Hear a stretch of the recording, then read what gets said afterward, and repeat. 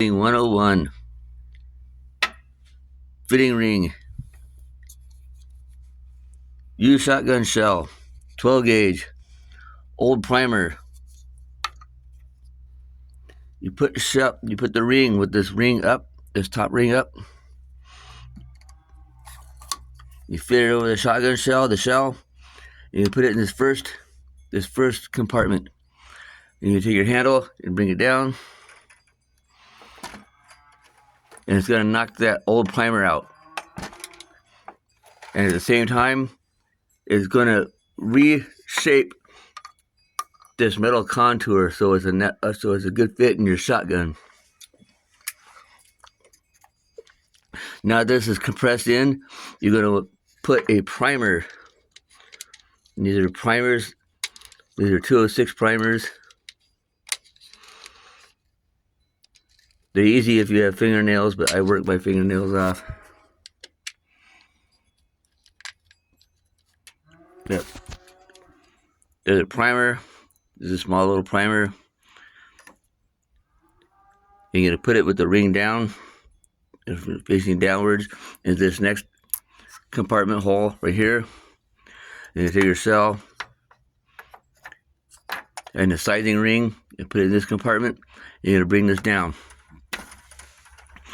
and push it firm until it stops. Bring it back up. Often it's going to stay on the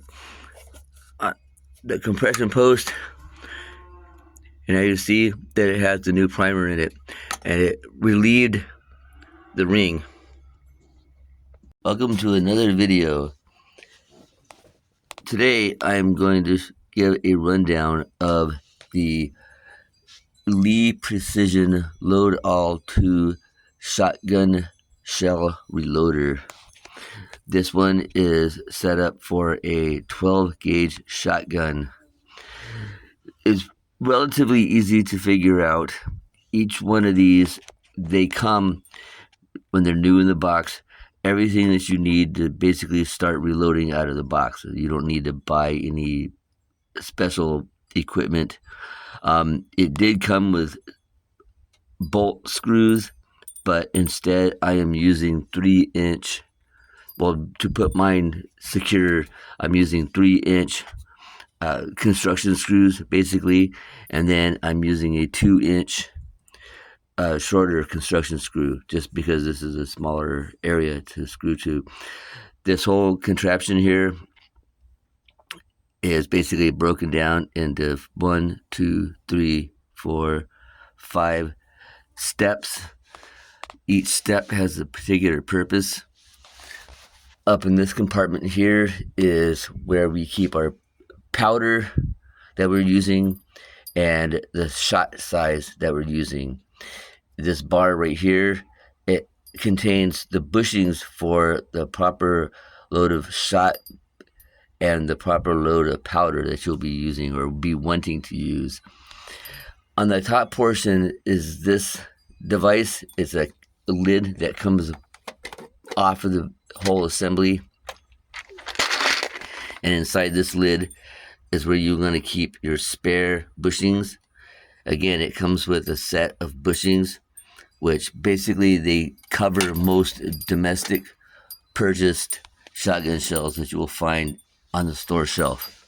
I don't remember the range right offhand, but there is plenty of elements and free PDFs of different powder weights and shot weights, and even to the bushing sizes that are inside of the Lee Precision Load All. It is relatively easy to find this information. I could eventually post the links down below in the comment area that you guys can, go look through, download the PDF and look through yourself. You'll get to see all the charts. So yeah, anyway, back to the video. The first stage that we do when we're going to do a shotgun shell is we're going to basically look for ones with the primers, and I'm using this older one. I'm probably not going to rework this shell because it's rusted, right? But that's something you look for when you want to save your shells, is look for any tears or cracks or anything that would basically be detrimental to firing your shotgun shell again, because these are reloader shells, and basically they've been fired once already. And myself, I mean, there's a whole bunch of different shells that people usually show and go through, but these are 2 3/4 inch shotgun shells, and these are of the Winchester Super X, which are usually anywhere from $9 to $15 to even up to $20 for a box of these, of 25 on the shelves, most shelves. And I've found that these are probably the best durable hulls that they have available, I think, for reloading. You can buy other reloading shells at a lot of gun stores. They collect them from the ranges or wherever they get them from, and they sell them in a bag, 100 or 200 or whatever. But these are the ones that I purchased myself and have already fired. However, there's this old, already used spent primer that's in the back, and we have to take that out. So I'm going to attempt showing you guys how to take this out using the Lee Loadout 2 precision loader. So you're going to take your shell, you're going to place it in this first compartment. Well, actually, let me start over. The loadout comes with a sleeve, and do you see the ring on the sleeve, right? That's going to be facing up, but you want to put that over your shell, and just like so, right? Just like so. And then you're going to load into your loader, right? And it doesn't matter which way, you put it in. It will go in. You just got to kind of force or help it along sometimes. See how it got stuck? You just got to kind of manipulate it into place. There we go. Now what this is going to do is you're going to take it down and give it a firm push. I just kind of push firm. You don't have to slam it. You just give it a firm push. And you're going to raise this up. And then this ring had fully fell down on top of the bottom of the shell metal, right? And it's a nice, good, solid seal on it. This has an indentation on the inside that basically secures that shotgun shell. And what this basically does is conforms the metal part of the casing to basically the exact size of your shotgun barrel inside, so it will run smoothly, and not, because sometimes you get these and they're all bent up or batched up or whatever. So this makes it straight again. And you see it has removed the old spent primer. Underneath here, it's got this little door, and underneath there you can see the spent primer, right? So I just basically leave this on so I don't have them falling out on me, because when you secure it to a bench, I kind of bring it up to the front of the bench, because you're going to want to have a full crank on that handle to bring it all the way down. If you set it on a regular workbench, you'll probably only get that much, and you don't want that. So you just want to have a full crank down on the actual handle. Okay, the next compartment, you're going to take your shell with the casing, with the resizing. I don't even know what the heck the name of this thing, but this resizing piece into it, and you're going to put it in this next compartment. And I generally just try to get it set up there. I've never done this single-handed before, so bear with me.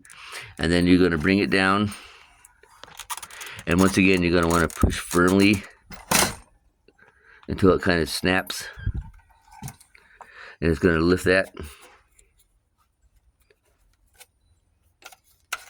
See that? So that's how you do the show of this. So again, I'm going to set up. I just wanted to show you that process before I actually put in the primer, but that's basically how you're going to do this. So I'm going to push this ring back down on it. Now we're going to be doing the primer. Push it down. Then I'm going to take this, I'm setting it out of the way, and we're going to get one primer. And I have these primers in a box here. These are standard 209 primers, and they usually come in a box of 100, or you can get a case of like 1,000. And this is your standard primer. They're kind of small, so I try to hang on to them. I wanted to like drop one down. I'm outside of my cabin here, so they could go out to the bottom. So I just be careful when I'm moving these around and putting it in position. Okay, I'm going to take this primer and I'm going to put it into this slot right here, and I put it right side up like so, just like that. I'm going to drop it down just like that, just like easy. And then now you're going to take your shell that has the resizing ring on it, and you're going to put it in this compartment just like before, but now you have a live primer.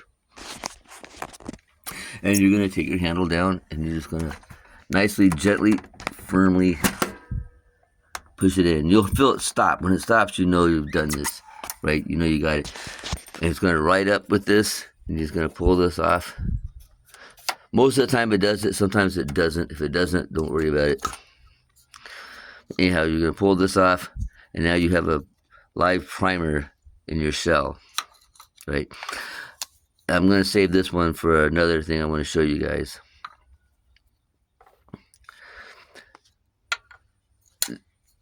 So again, I'm going to reload another one, but this time I'm going to do the full, right? Because I've already moved this primer. I know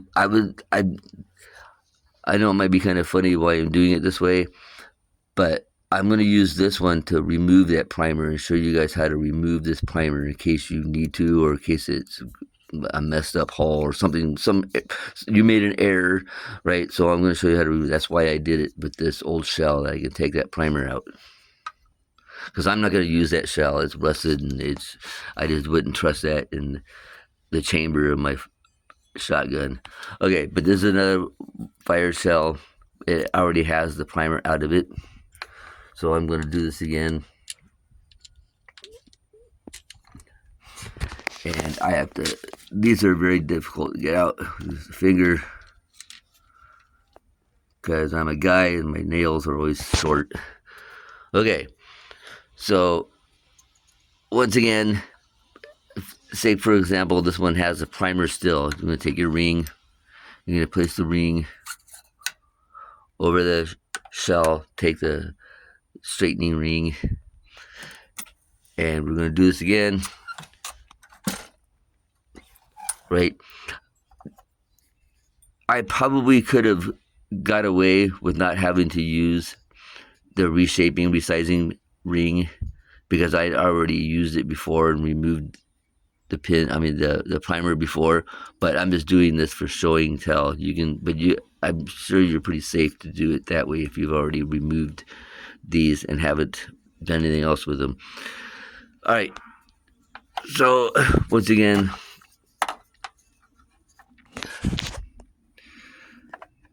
we need to put the primer. Once again, we put the primer in. Just kind of a matter of remembering what you got to do each section. So I'm putting this back into inserting the primer. And it's pretty easy. Once again, you don't want to slam it. You just give it a firm press. And that whole press will remove the ring. So you remove the ring. Now you have a new primer in your shell, and you're ready to go to the next stage, right? In this section right here, there's, if you can see up in here, maybe you can, maybe you can't, but the plastic is like, it's just a contoured shape. It's kind of springy, right? But what that basically achieves is when you're going to put your shell up inside that area, like so. So when you push it up, you're just going to gently push it up. Make sure you get all the black fingers down inside of it. And you're going to slide it into position. So you don't need to force it. Just gently push into it. I sit lower just so I can see that, so I don't accidentally break off one of the fingers in that. I consulted with others. They said these have lasted for years and years and years, and they never had a problem with it. But just my worry wart kind of way, I just always make sure I look at it, make sure I get that properly set into the shotgun shell. All right, next I'm taking a primer. I'm not a primer, but a wad, right? Now I've selected wads for my particular load that I am going to set up. I kind of have basic store shelf loads that I'm doing, so I'm mimicking what you would find in a domestic store. So, like you go in your shotgun department or your ammunition department, and you're going to find, a variety of different shells on the shelf. This is kind of taking after a particular shell that my shotgun fires the best. So, and these are WAA 12 SL replacement wads from Claybuster Premium Shotgun Wads. They come in bags of 500. They're relatively inexpensive, and this is kind of what these look like. Why they chose the color pink, I don't know, but these are generally good principle basic for a 1 ounce load. So anyway, I'm going to take my wad and I'm going to stick it into this compartment, right? Just make sure you get it snug inside here, and then the machine is going to take care of the rest. You're just going to push it down and make sure it's nice and snug, right? Just like so.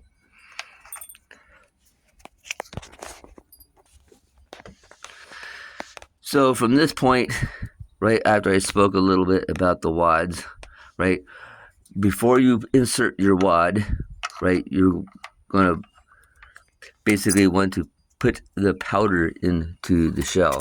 So I bring the handle down, and depending on what powder you're going with, right, and whatever your size is, that's completely up to you in what you're trying to reload. And I only have a little bit left in here because I don't need.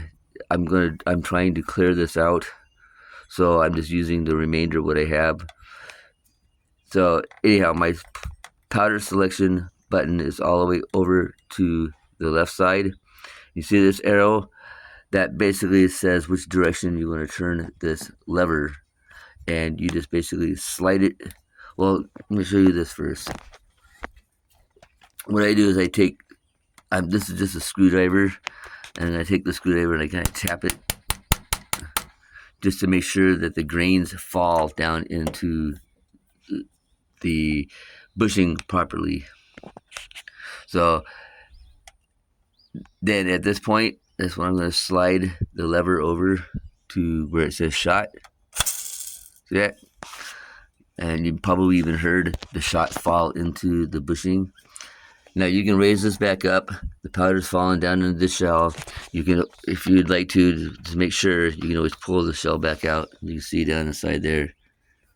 You see, if you can see on the video, but the weight of powder is inside the shotgun shell that you are using. Next, you're going to put your wad in. Now, for real. So first order is put in your powder, then you raise it back up, then you're going to put your wad in, and then you're going to raise it back down. And I generally kind of snug it a little bit, just so it's snug inside the shell. And you only need to go up about halfway. I go about halfway, and I have to use my other hand, so bear with me. And I'm going to push my shot over. And did you hear that? You heard the shot fall into the shell. And you lift it all the way up. And you're going to remove the shell. And then you look down the side. That, so it's loaded with shot. And that looks just about perfect. Okay, the next part is we're going to pre-crimp. Right? And you have these two tubes right here. And this is your pre-crimping. This first crimp tube is for an 8 crimp shotgun shell. So if you have 8 shotgun shells, and I'll show you this, right? There's different brands and different companies, and a lot of them have different crimps on the top. Like the ones that I purchased are all 6 crimps. See this? You can 1, 2, 3, 4, 5, 6 crimps. So if it was 8, you would once again count 8. 1, 2, 3, 4, 5, 6. It was 8, right? So, but noticing that this is only 6 crimp, right? This back one is always going to be the 6 crimp, right? The 6 crimp, and this is the 8 crimp. So it depends on what shells you're using. Most shotgun shooters always prefer the 6 crimp over the 8, but there are some out there. But anyway, since these are the 6 crimp, what you're going to do is, you see where this crease point is on the crimp? You want that paint put it directly straight, perpendicular, back and forth, basically. So you want to put your shell into the second back crimp, pre-crimp, and you want to align that point basically directly to the back. So the crimping rod will basically perfectly contour the original crimp. Right, so once you feel you have this in the proper position, you're going to grab your handle and you're going to pull down, and I just kind of bounce it up a couple times. Once again, you don't need very much at all for pressure. You just kind of firmly push it down. You don't need to slam it or anything, but just kind of pack it down a little bit just to make sure you have a good crimp. And you raise it up, and now you'll notice that it looks pretty good. There's a good crimp on that, right? And generally it's pretty easy to do because it was already crimped before, and when these are finished, they're going to look just like how they were done at the manufacturing company, right? So that's a pretty good crimp. Next compartment, this is where it's going to finalize crimp.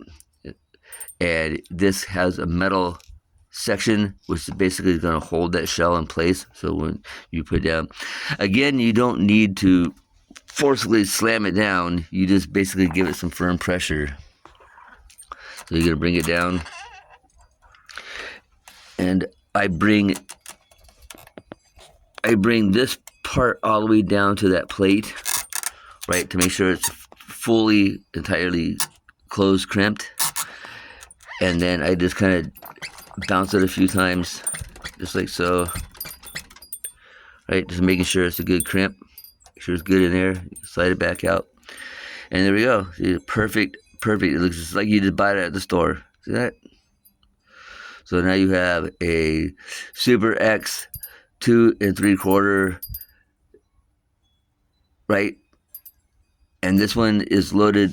Now your shells might have information about whatever load it was prior. I mean, like I said, there was many different loads out there that are on the shelf. This load that I am using is a 0.141 of this particular powder here, which is the Ogden, and it is HS6, and it will read pistol shotgun powder, but this is the proper one. This is what all these guys use. And the bushings that are inside my slider are a 0.141. The next bushing in my slider is a 1.8, which is 1.18. I apologize. That is for the weight of the actual shot. Right, you have your shot here. This is number 8, and this is 1 1/8 ounce, or supposed to be 1 1/8 ounce. I have a tear scale, which I weighed this. It is pretty close to that, so that's what I'm going with. It's kind of a standard size, and so I'm just kind of got together a standard formula for a number 8 bird shot, right? So, but yet each one of the powders that they manufacture, there's many different companies, and each particular powder that they sell, they have their own grain weight, and they have their own power, and they have their own information about this. You'll see that on the label of these, they have a listing of graph, right? Those basically just general information about what the powder is, how many grams, and such and so forth, right? And a lot of it might not even relate to shotgun, even though they say this is pistol and shotgun, right? But there could be information for just basically reloading 9 millimeters or 30-06 shells or something. So I would basically, once again, consult grabbing some of the PDF ebooks that are free online about what the actual powder is and the weight that you would use for the load that you want to achieve.